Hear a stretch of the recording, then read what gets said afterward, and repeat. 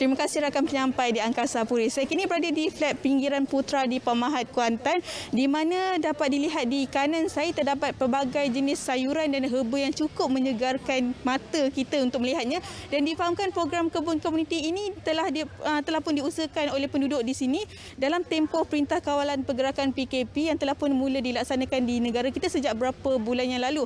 Jadi program ini pastinya ada tujuannya. Jadi kita bersama dengan Puan Ruhaizah Jusoh yang merupakan Ketua Unit Perumahan Projek Perumahan Rakyat Disewa PPRS yang diselia di bawah pengurusan Majlis Perbandaran Kuantan MPK sendiri. Apa khabar Puan? Sihat, Alhamdulillah.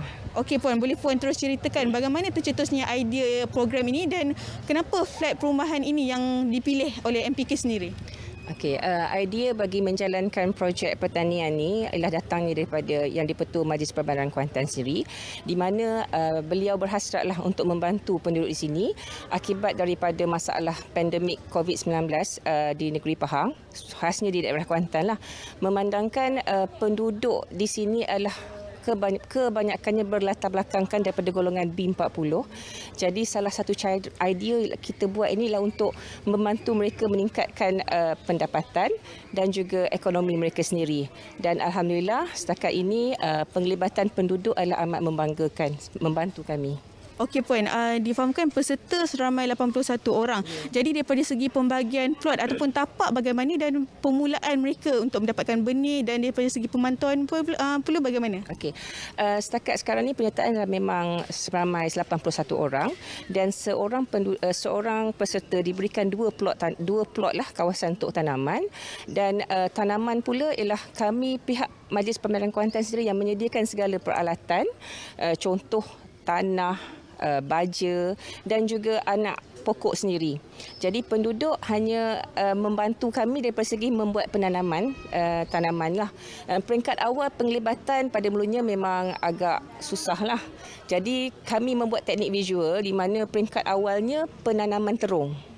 Jadi bila kita cuma ada 2 orang peserta, kami jayakan tanaman terung, dan bila hasil tu nampak penduduk berminat. Dan pemilihan ini pada mulanya adalah berdasarkan siapa yang minat lah. Kemudian bila dilihat memang penduduk ramai berminat lah, sebabnya sayur-sayuran di sini adalah sayur-sayuran hijau, dan kami latih penduduk untuk menanam dan juga khidmat nasihat daripada pihak lain lah, seperti Jabatan Pertanian, Nenas Malaysia, Perbadanan Nenas Malaysia dan sebagainya lah. Okey Puan, bila menanam pasti ada hasilnya. Jadi ke mana hasil ini disalurkan, dan mungkin pada peringkat ini akan ada pihak-pihak yang terlibat dan mungkin difahamkan juga ia dapat menambah pendapatan penduduk kan? Pada peringkat awalnya, penduduk membuat tanaman sayur-sayuran ini sebagai hobi. Tapi bila dilihat daripada segi hasil, kami juga mencadang kepada penduduk lah. Maknanya hasil itu mereka boleh jual. Dan hasil daripada pendapatan itu mereka untuk kegunaan mereka sendirilah. Pihak Majlis Perbandaran Kuantan tidak mengenakan sebarang bayaran. Setakat ini memang kami juga Majlis Perbandaran Kuantan lah telah mendapatkan bantuan lah daripada segi third party lah, contoh daripada segi grup untuk mengambil hasil tanaman ini dan dipasarkan. Dan peringkat akan datang kami sebenarnya dalam perancangan untuk menaik tarafkan lagi kebun-kebun sayuran yang ada ini, contohnya dengan penanaman kobis. Kemudian kami juga sediakan laman herba di mana kebanyakan sayur-sayuran ataupun tanaman herba terdapat di sana. Kemudian kami juga sediakan kebun dapur komuniti kepada penduduk. Itu penduduk boleh mengambil lah sayur-sayuran yang diperlukan, contoh lada, serai, kunyit untuk harian lah, untuk masakan sekali masak lah kita buat. Okey Puan, daripada segi untuk menjenamakan semula flat ini kan, mungkin selain daripada perancangan program tanaman ni, mungkin ada perancangan yang lain, maksudnya daripada sudut yang lain pula bagaimana? Mungkin ada. Sebenarnya kami selain daripada salah satu cara untuk menaikkan ekonomi penduduk, sebenarnya Majlis Perbandaran Kuantan ingin melandscapekan kawasan PPRS Pinggiran Putra ini sebagai salah satu kawasan yang hijau, di mana selain dapat penduduk mendapatkan hasil dan juga kita dapat membantu penduduk, seterusnya daripada segi kebersihan pun kami dapat tingkatkanlah di sini. Kerana bila setiap penduduk menjaga plot masing-masing, secara tidak langsung kawasan tersebut memang terjaga.